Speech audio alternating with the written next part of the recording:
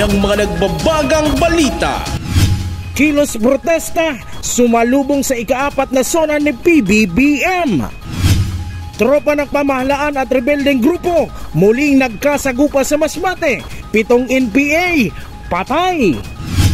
Kamsur LGU, patuloy ang pamamahagi ng food box sa mga naapektuhan ng sama ng panahon.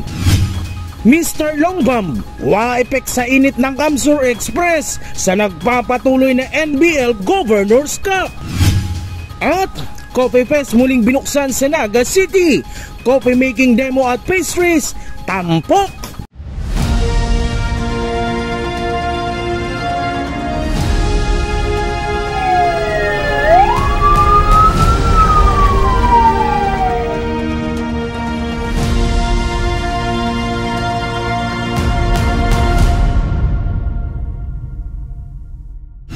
Magandang gabi. Narito ang mga may init na balita sa Camarines Sur.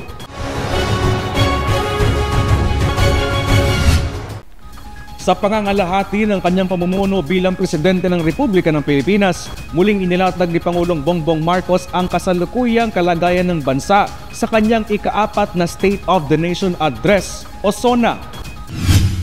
Eksaktong dumating sa Batasan Pambansa ang Pangulo ng alas 3:30 ng hapon. Bago sa plenaryo ay nakipagpulong muna ito kasama ang mga lider ng Senado at ng House of Representatives. Pasado alas 4 nang magsimula ang SONA ng Pangulo na sumentro sa pagpapalakas ng ekonomiya ng bansa para sa ikabubuti ng sambayan ng Pilipino. Inikahit ng Pangulo ang foreign investors na mag-invest sa bansa tulad sa sektor ng agrikultura. Natalakay rin ng Pangulo sa kanyang SONA ang papapalakas pa ng kadiwat ng 20 pesos per kilong bigas, renewable energy, edukasyon, poverty alleviation, infrastruktura, kalusugan at iba pa. Nabanggit rin ng Pangulo ang unti-unting pagpapatibay na mga release ng PNR Bicol Line na itinutulak rin ni Camarines Sur Governor Elray Villafuerte tungo sa high-speed railway system. Itaas ang sahod, ibasura ang terror law at iba pa. Yan ang panawagan ng militanteng grupo sa pamahalaan sa ika-4 na State of the Nation Address ni Pangulong Bongbong Marcos. Murang bigas na matagal nang pangako ng administrasyon, binatikos ng grupo. May ulat si Eli Balbin. Sa ika-4 na State of the Nation Address ni Pangulong Ferdinand Bongbong Marcos Jr., ibakit ang bagong Pilipinas yun yan.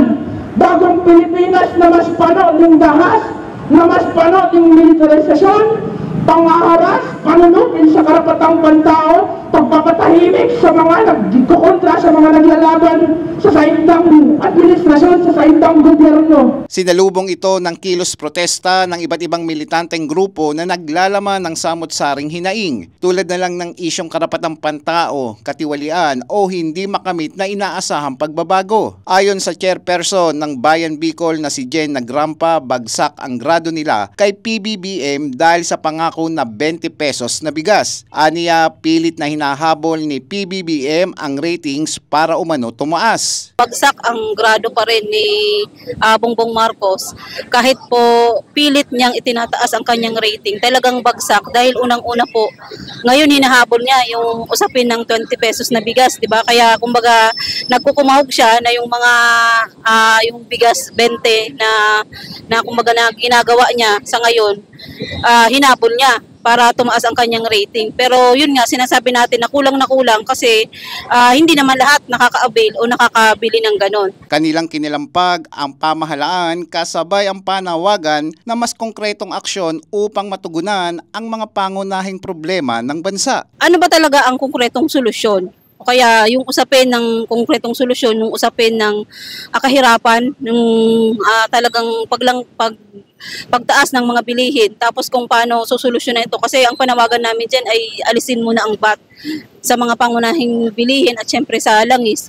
At yung pinaka-recent nga na pangyayari ngayon, na taon-taon na lang na gusto nating makita o kaya masolusyonan talaga yung ng gobyerno, yung pagbabaha. Samantala, mahigit na minomonitor ng kapulisan ang sitwasyon kaugnay ng SONA ng Pangulo. Naka-heightened alert din ang PNP bilang paghahanda at pagtitiyak ng kaligtasan ng lahat. Maging disiplinado lang, sumunod sa batas, yung hindi maka-apekto po dyan sa trapiko, yung flow ng traffic.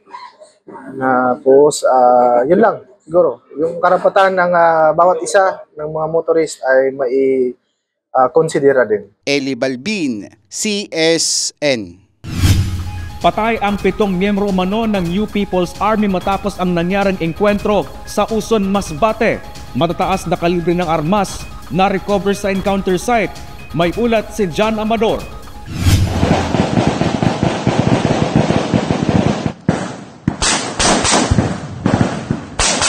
Aktual na video ito ng pakikipagpalitan ng putok ng tropa ng 2nd Infantry Battalion ng Philippine Army sa Barangay San Mateo, Uson, Masbate, umaga nitong July 27.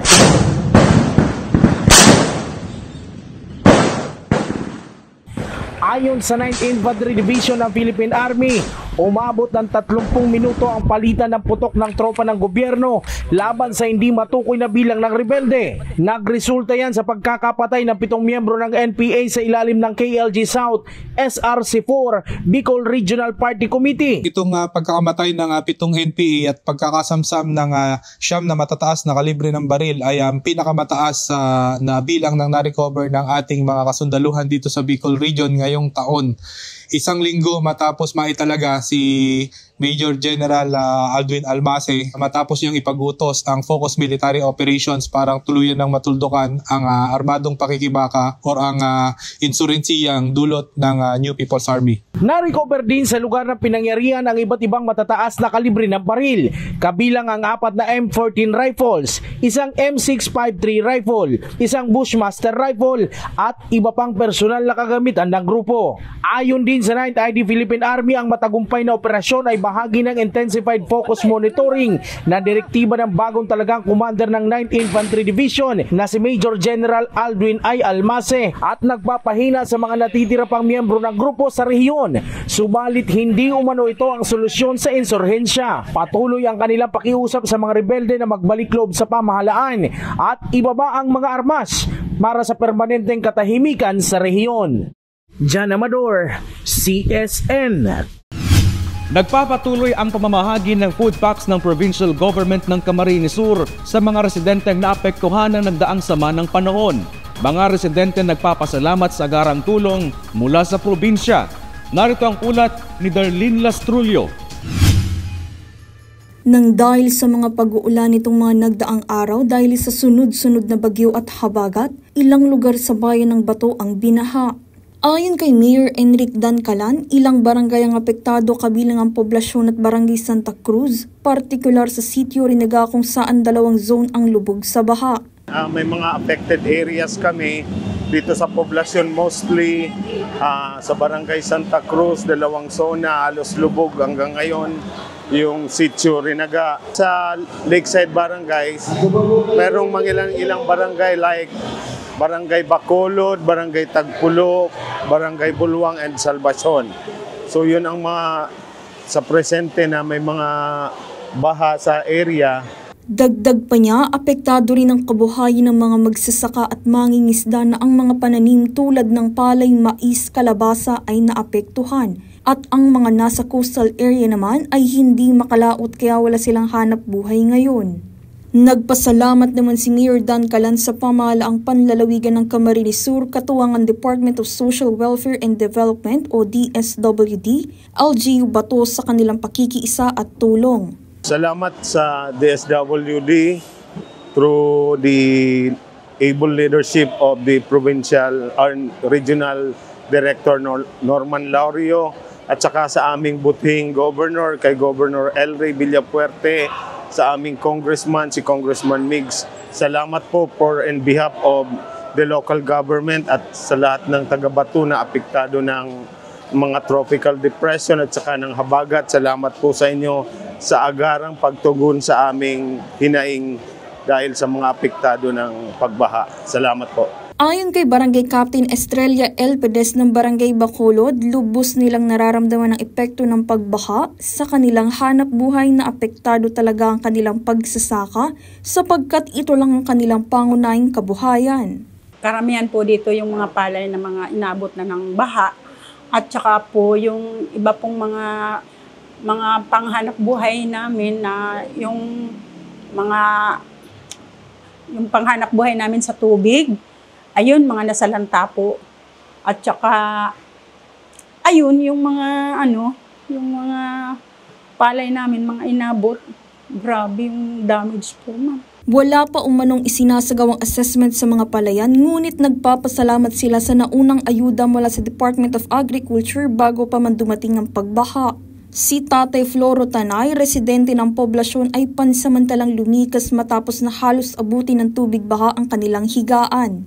Di pa naman inabot yung katre. Konti na lang. Kaya tubig lang ang kuhan. Tubig lang ang kinuhan namin. Doon kami, tumaas kami sa kuhan, sa Boulevard.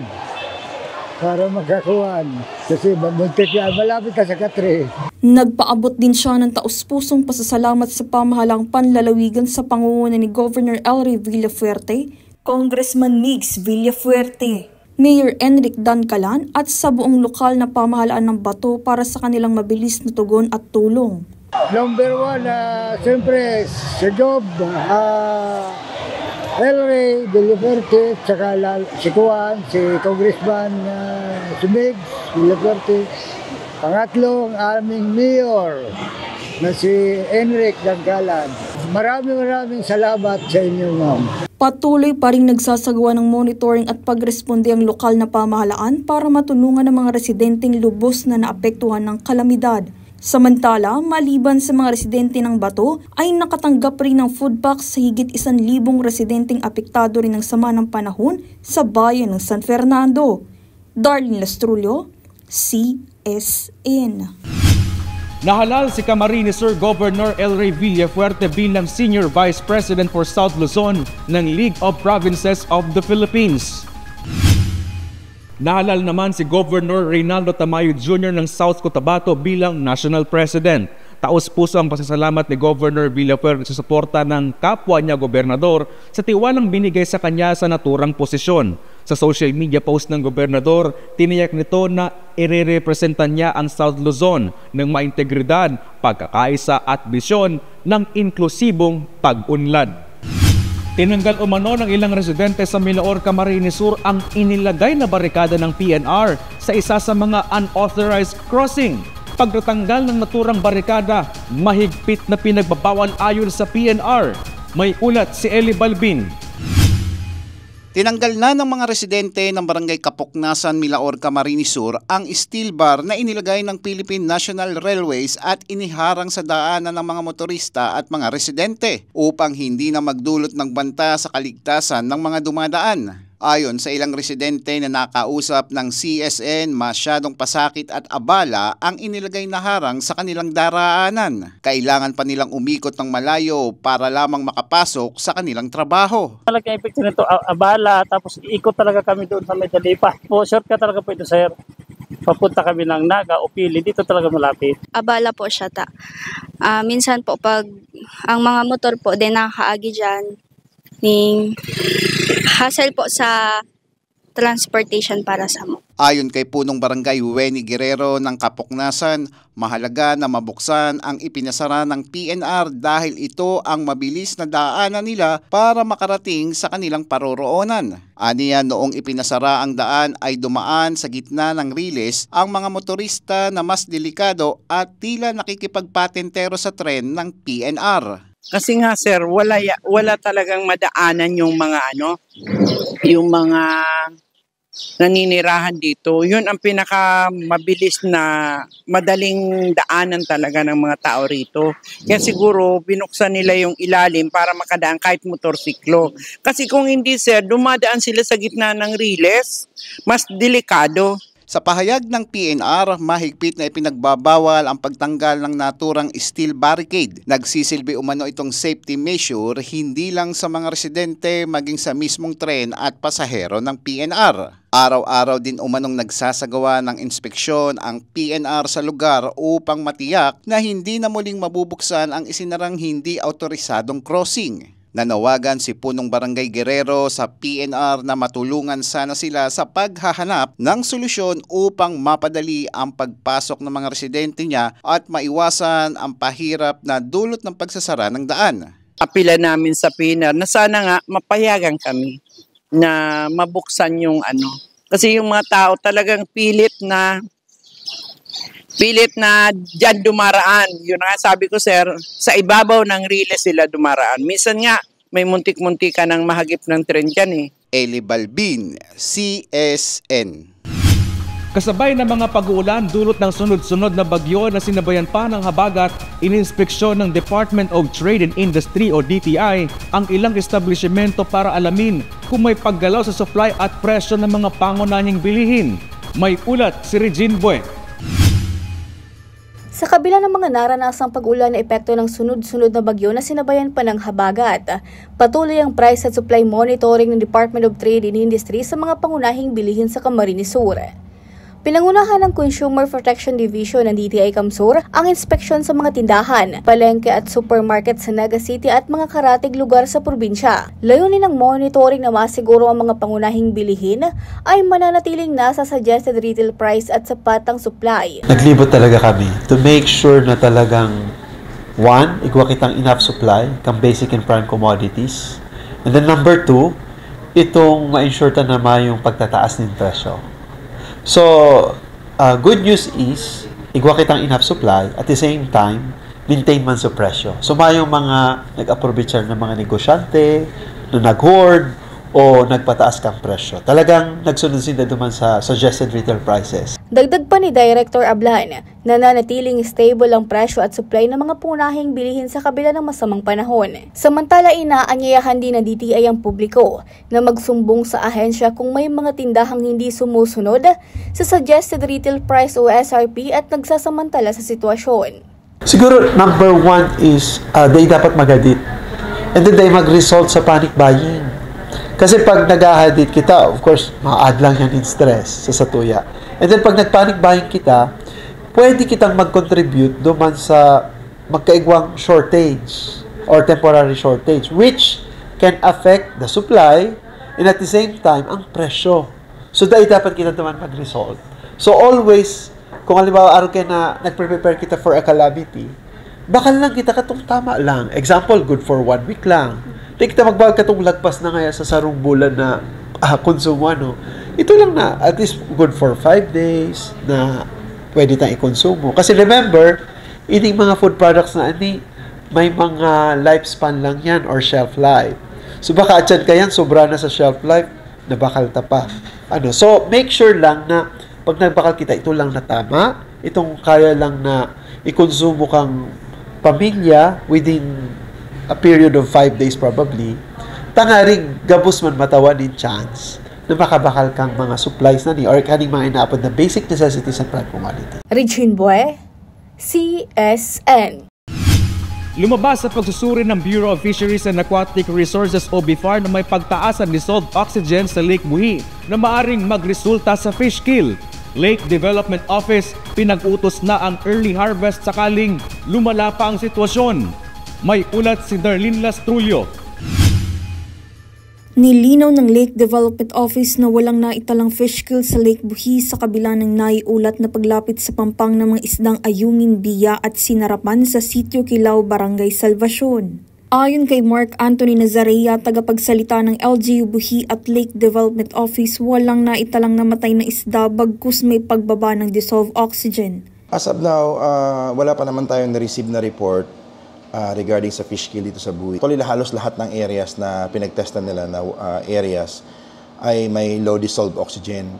So, ang naging nila doon, kaya kami nag-post actually sa official Facebook page ng LGU Buhi is to warn the fish cage operators and also mga fisher folks na may low dissolved oxygen ang Lake Buhi. Nitong Biyernes, July 25, 2025, nang magsagawa ang Fisheries and Aquatic Resources o BIFAR Bicol ng pagsusuri sa kalidad ng tubig sa iba't ibang bahagi ng lawa tulad ng Nia, Magindara, Sitio Kilaw, Kabatuan, Tambo, Ibayugan at Iraya.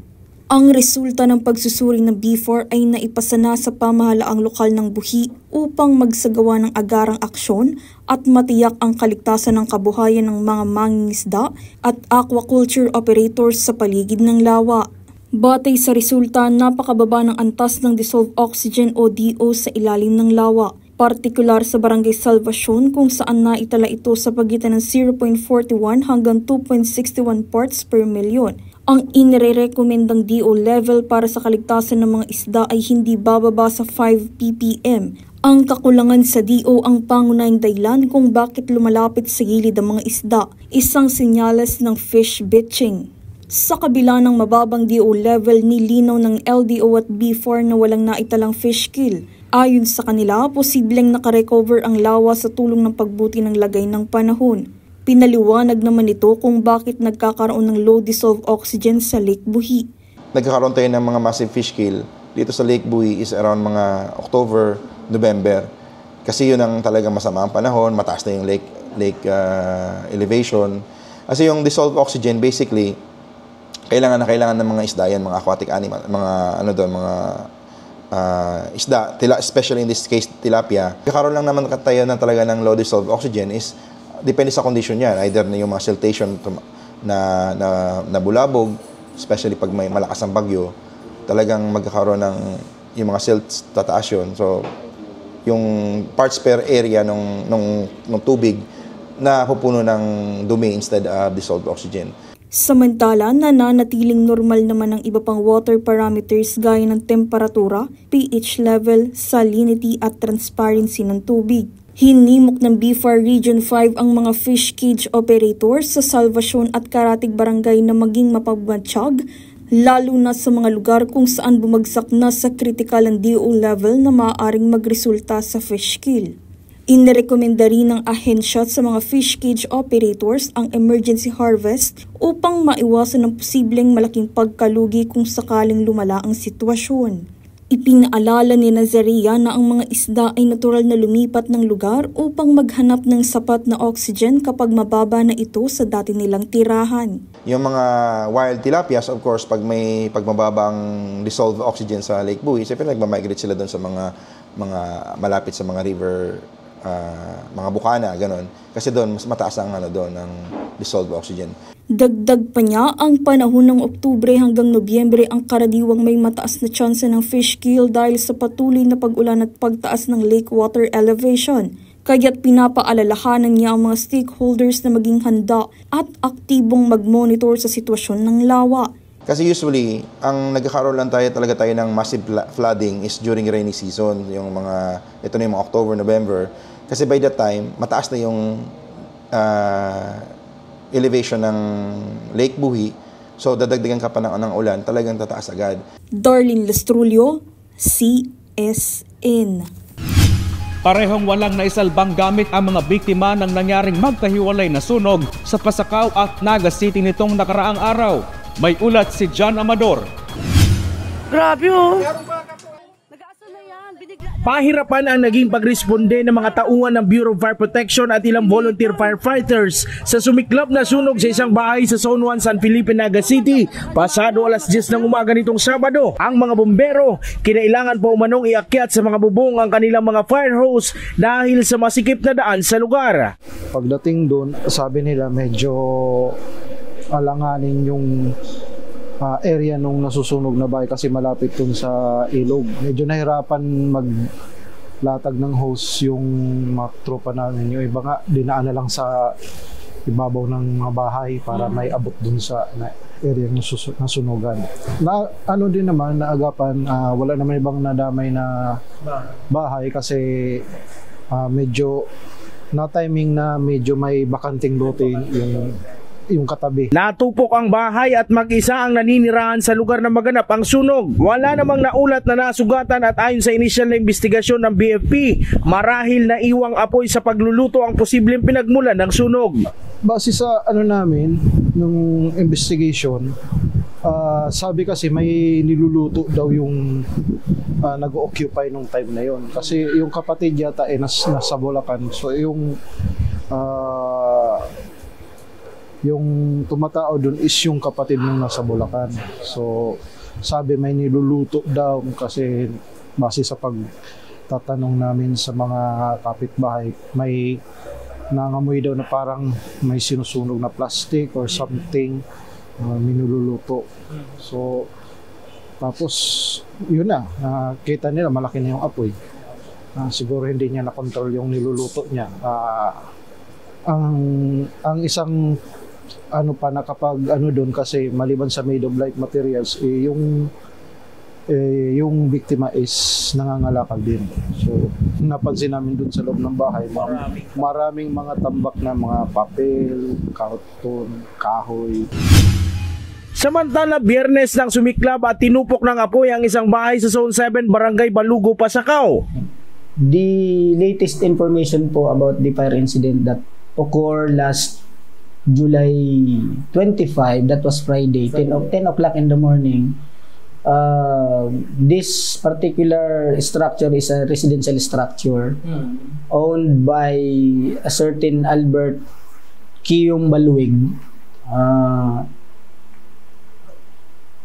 Sabi niya, the structure was burned habang wala siya duman. Habang walang tao doon.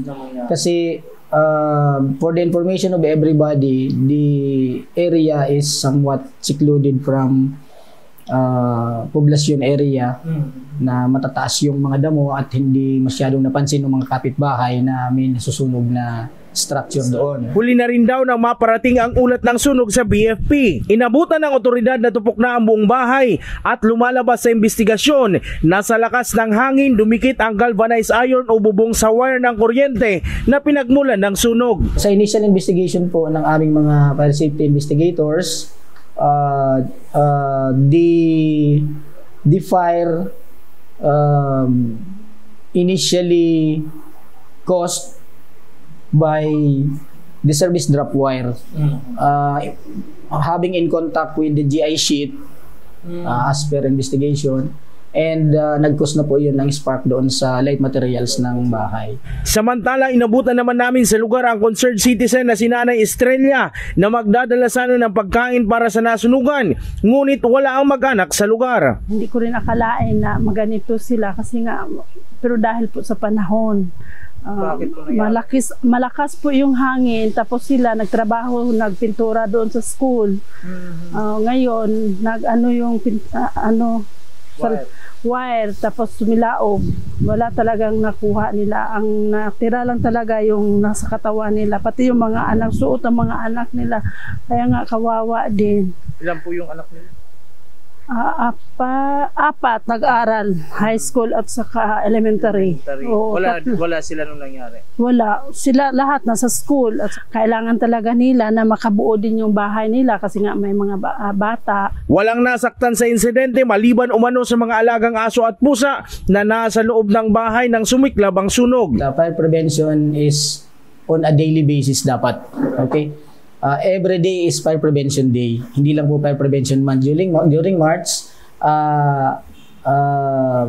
to suffice that, may mga activity po kami na ginagawa like the Upilang Ligtas na Pamayan, that is a whole year round activity that we are doing activities to capacitate the barangay about firefighting activities. We are greatly appealing to the general public sa community po natin that when times of that particular incident, may mga sunog o anumang klaseng disaster, maaari po lamang at mangyari po lamang na tumawag po kayo sa amin. Okay? We have our hotline posted sa mga barangays and sa social media po, meron po kaming social media, meron po kaming Facebook account. Jan Amador, CSN. Isang Philippine Cobra o Naha Philippinensis ang na-rescue ng Naga City Enro. Philippine Cobra, isa sa mga espisye ng ahas na near-threatened na. May ulat si Regine Bue.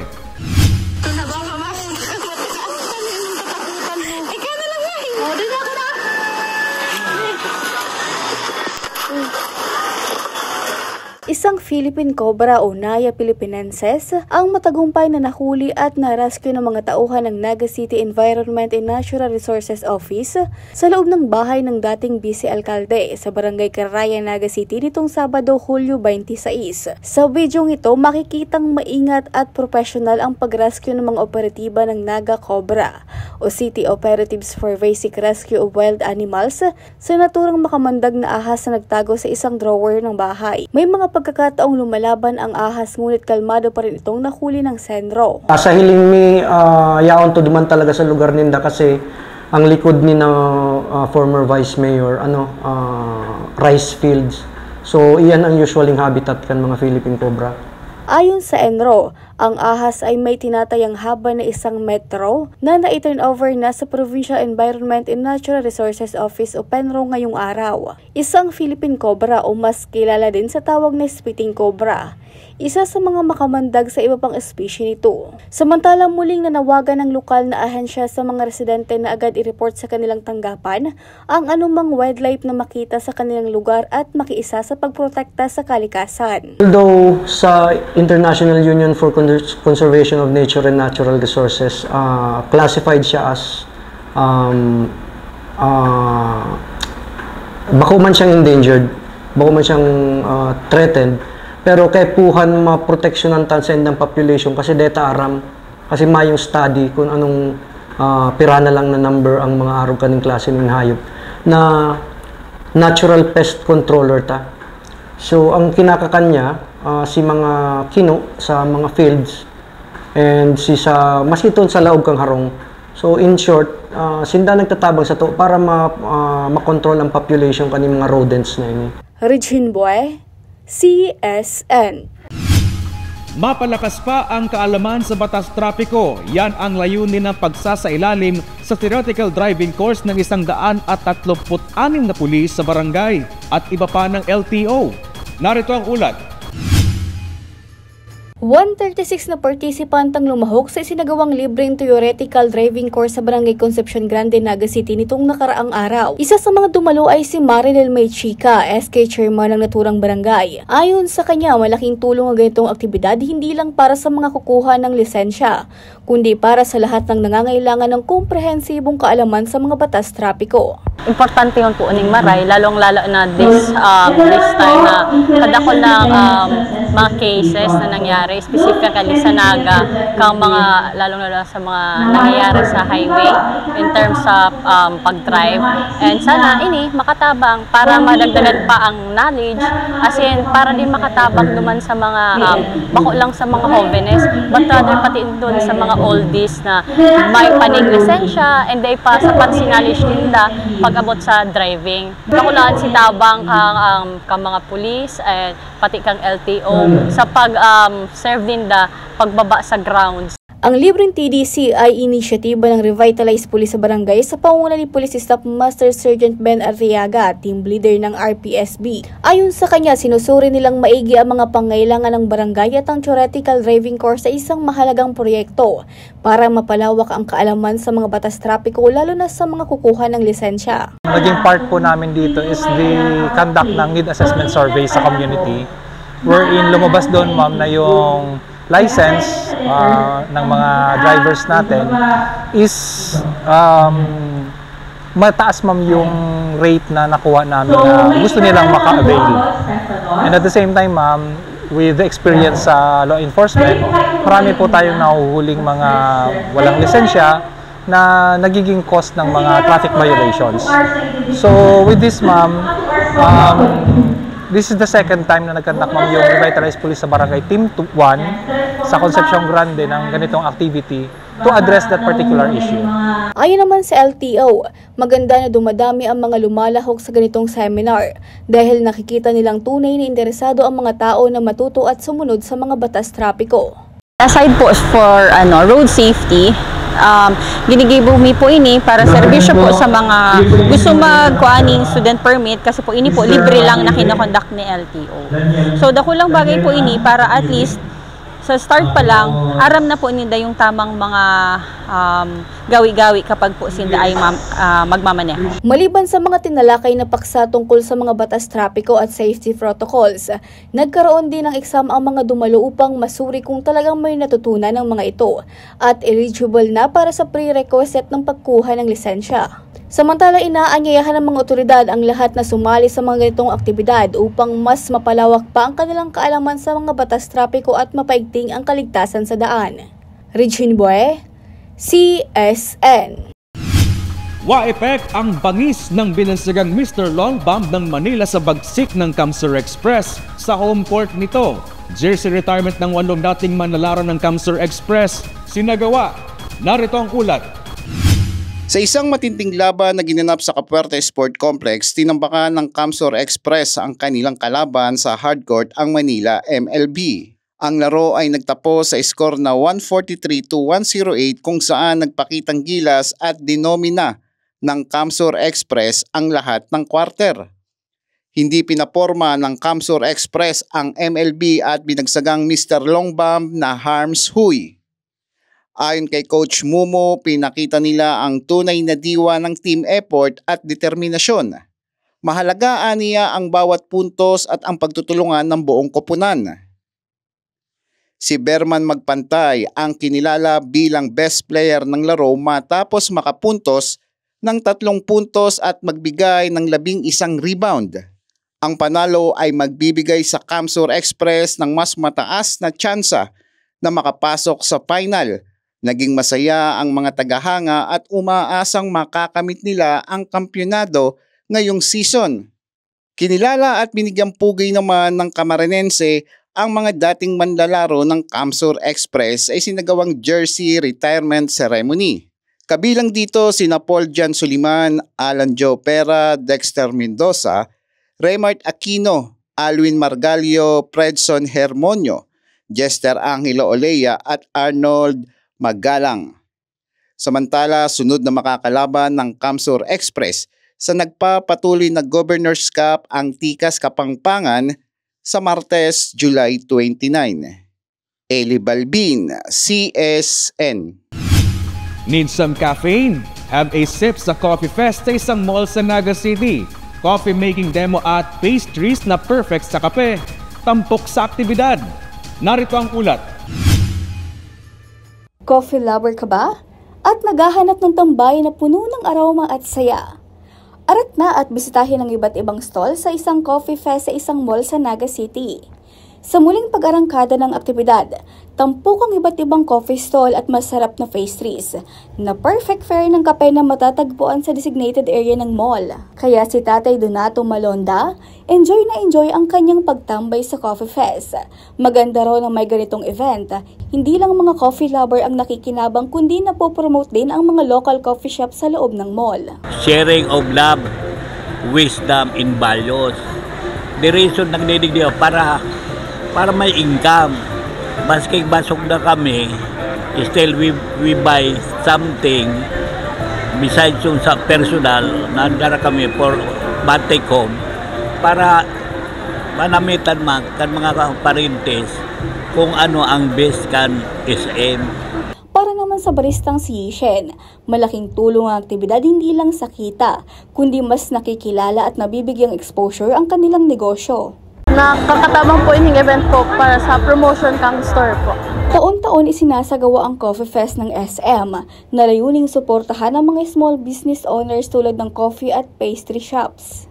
Layunin din ito na magbigay ng isang magandang espasyo para sa mga customer na mahilig sa kape dahil maraming option sa isang lugar.